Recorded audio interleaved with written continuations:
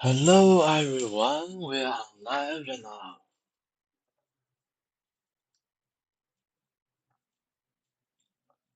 Okay, chapter 17.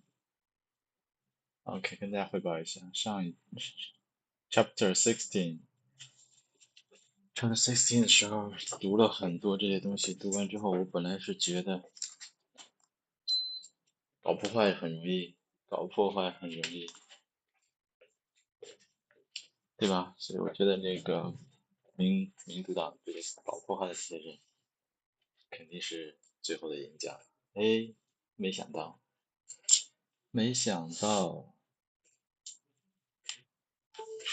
上天有好生之德，这一章就告诉我，最后杰克逊竟然赢了，为啥嘞？奇怪嘞。好，我们这一章看一看。A den of vipers. The story of the Second Bank of the United States, the nation's third central bank. The election of Andrew Jackson on an anti-bank platform. The battle between President Jackson and the head of the bank, Nicholas Battle. The deliberate creation of a depression to frighten the public into keep the bank.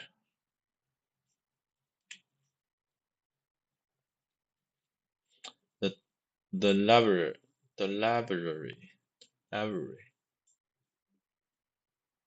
creation of the depression to frighten the public into keeping the bank.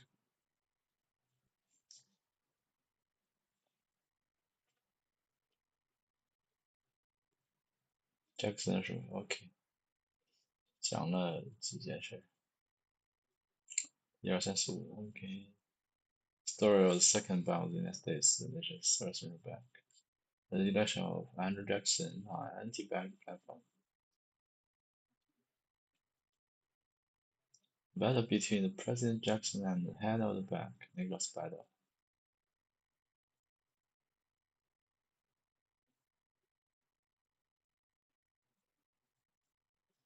Okay, the monetary chaos. 好了，我们要揭开这张好人是怎么胜利的。The monetary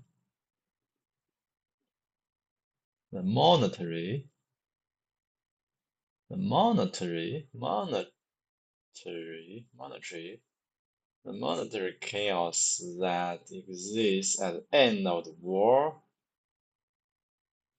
of 1812 outlined in the previous chapter.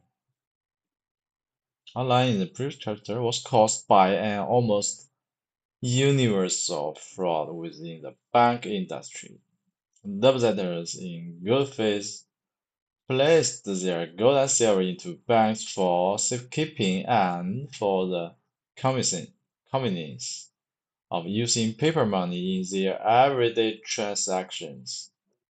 The banks, in return, promised them they could exchange the paper for their coins whenever they wished.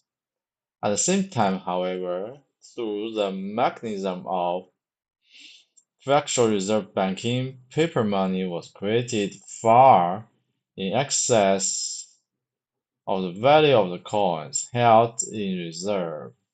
Since the new money had just as much claim to the coins as the old, the bankers knew that if a sizable percentage of their customers were to request a withdrawal of their coins, that solemn promise Solomon Solomon Solomon Solomon Solemn promise simply could not be kept. This, in fact, is precisely what happened over and over again during that period. By the 1817, Thomas Jefferson had retired to Monticello and had bitterly resigned himself to defeat on the issue of money. In a letter to John Adams, he said, "I have ever seen the enemy of banks, not of those discounting for cash, that is, charging interest on loans of real money, but of those foisting their own paper, foisting, foisting their own paper into circulation."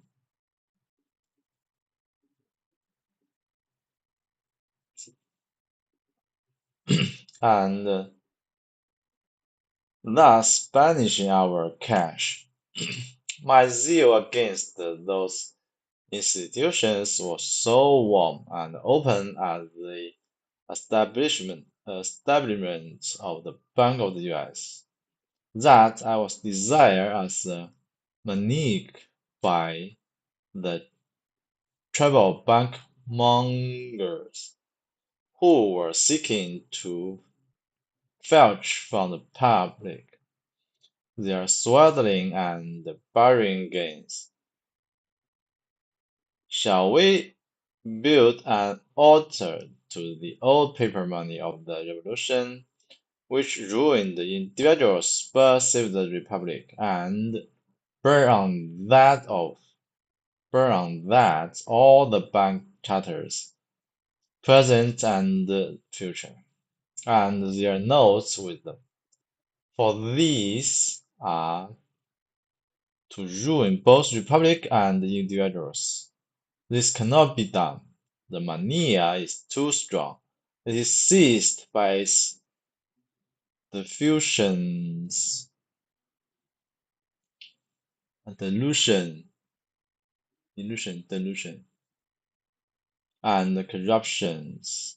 All the members of our governments, general, special, and individuals. Jefferson was right. The Congress had neither the wisdom nor the courage to let the free market clear up the mess that remained after the demise of the first bank of the US. If it had, the fraud soon would have become understood by the public.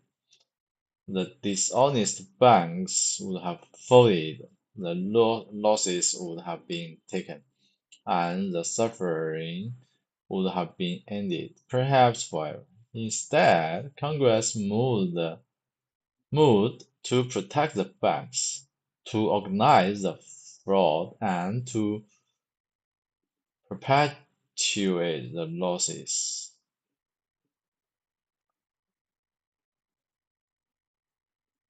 All of this was accomplished in 1816,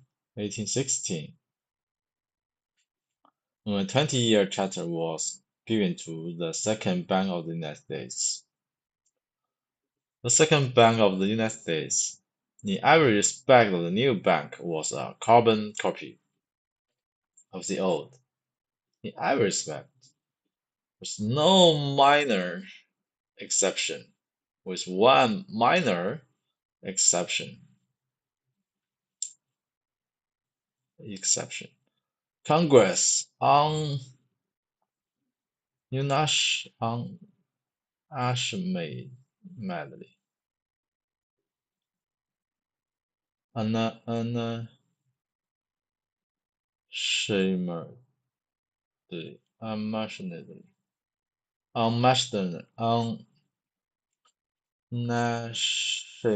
unashamedly, unashamedly, unashamedly extracted from the private investors what amounted to nothing less than a bribe in the form of 1.5 million in consideration of the exclusive privileges and benefits conferred by these acts. The bankers were glad to pay the fee, not only because it was a modest price for such a profitable enterprise, but also because, as before, they received an immediate government deficit of 1/5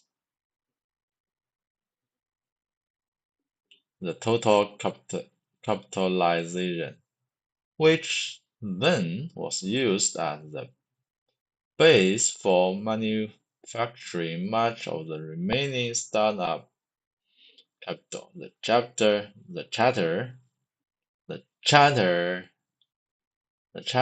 required the bank to raise a minimum of 7 million in specie, but even in its second year of operation, its specie never rose above 2.5 million. Once again, the monetary and the political scientists had carved out their profitable niches, and the gullible taxpayer, his head filled with sweet visions of banking reform, was left to pick up the tab.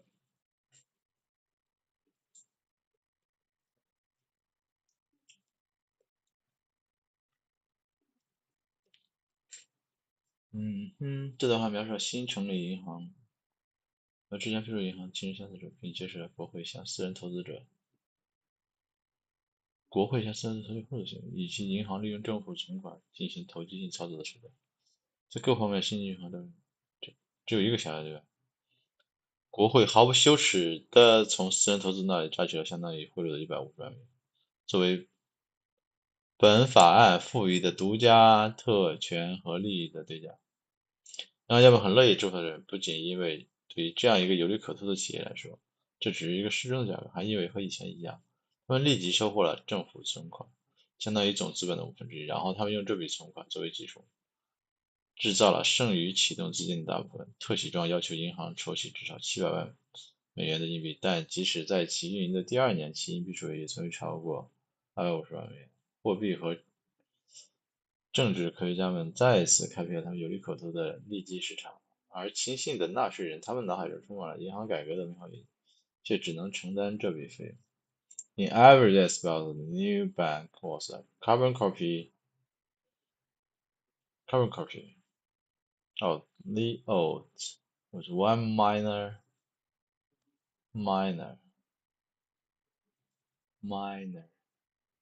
exception.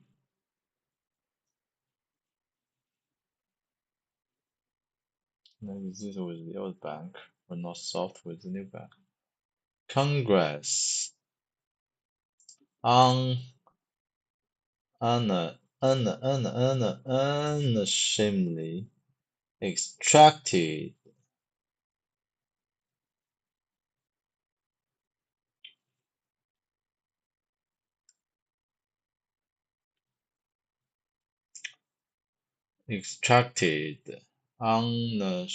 unashamedly extracted from the private investors what amounted to nothing less than a bribe in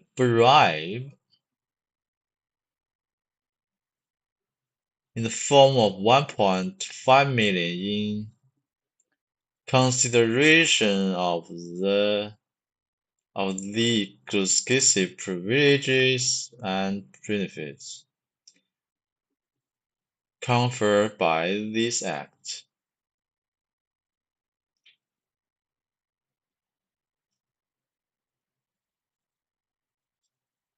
The bankers were glad to pay the fee, not only because it was a modest price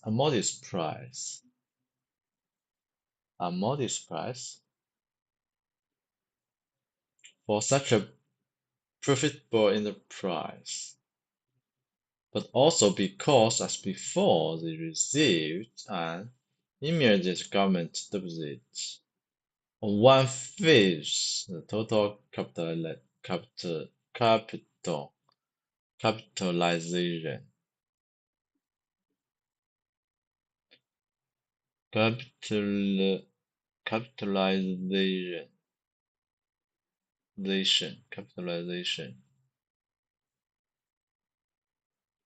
Capitalization, which then was used as a base for manufacturing much of the remaining startup capital. Modest.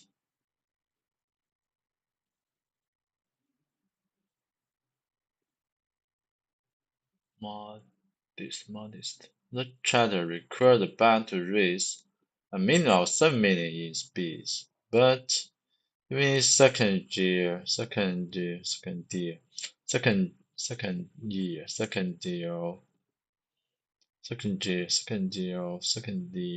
of operation, its speed never rose up about 2.5 million. Oh my goodness.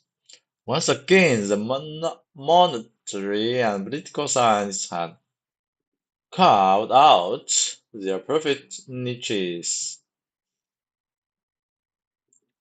Niches. Niche. Niche.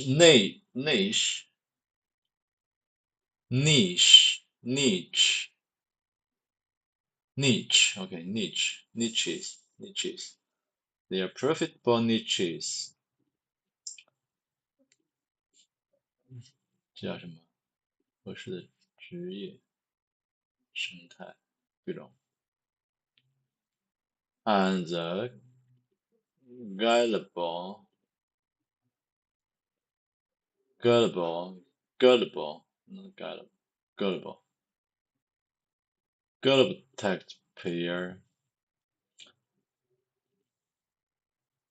his head filled with sweet visions of banking reform, was led to pick up the term, pick up the term, pick up the term, pick up the term,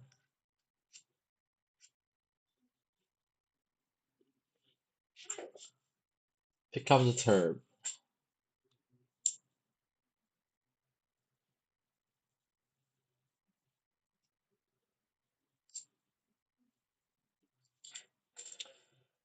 P.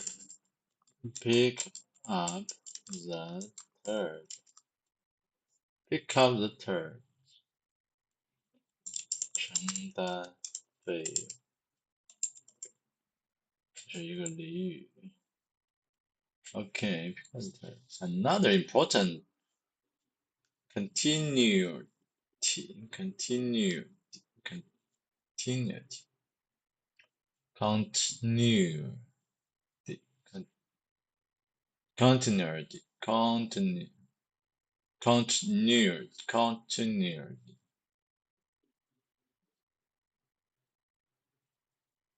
continuity, continuity, continuity between the old and new bank was the concentration, concentration,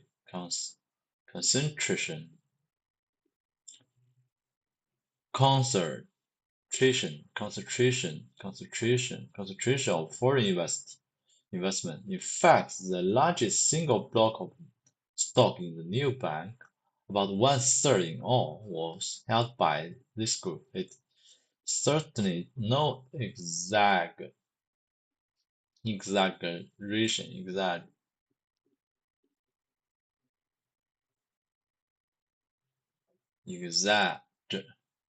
exaggeration to say that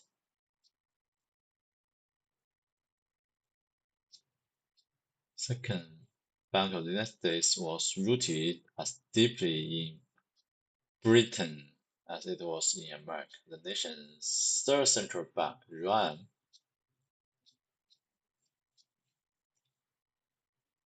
into deep trouble from the start. It had promised to continue the tradition of moderation,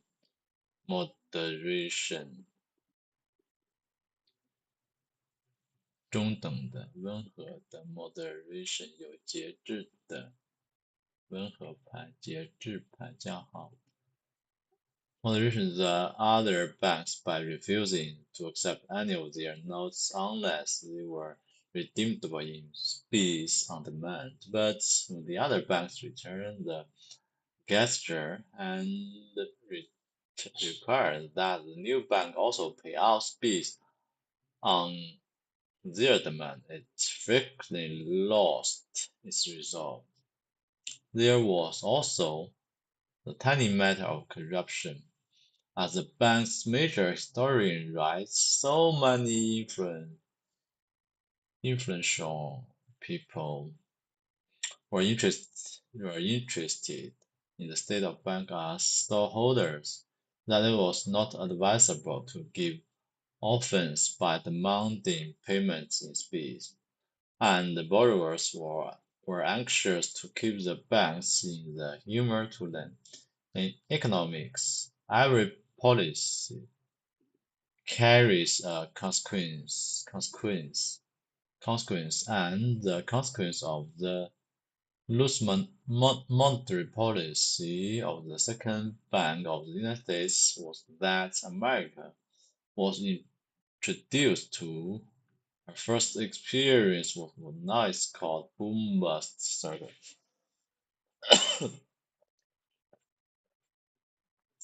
Galbraith tells us in 1816 the post-war boom was full on. There was especially active speculation in Western lands. The new bank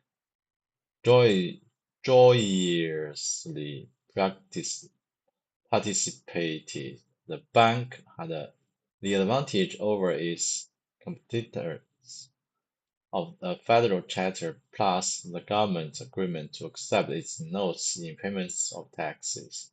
But the state banks were by no means left out of the game. It was still within their power to create money through fractional reserve banking and thus to further inflate the amount of the nation's circulating currency.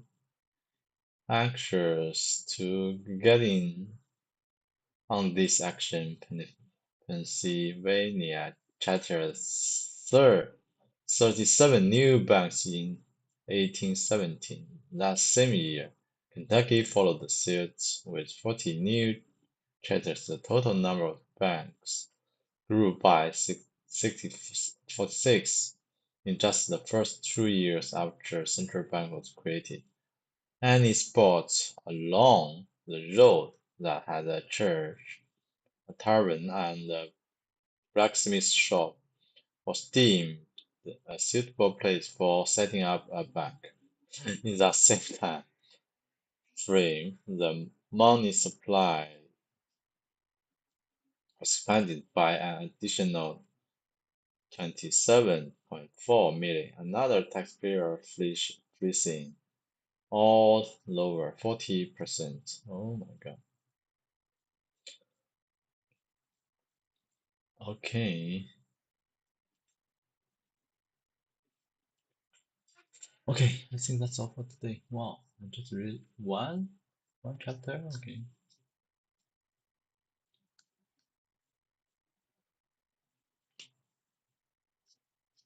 Another important container between. OK，